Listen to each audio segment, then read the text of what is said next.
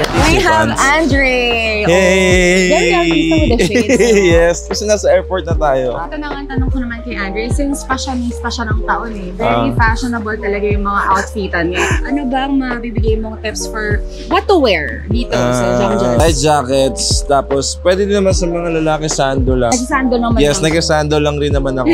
Or patungan nyo na lang din ng something na jackets or anything na pwede nyo ipang patong na medyo pwede sa lamig, pwede sa init. Nag-search ako ng weather and kasi wala lang, gusto ko lang bonggahan yung outfit ko. Siyempre, pagdating sa Instagram and sa social media ko, gusto ko talaga extraordinary. Oh, extraordinary. Hindi, joke lang. So, next question ko sa'yo would be, what's your favorite part of the trip? Avatar Mountain because maaraw that time.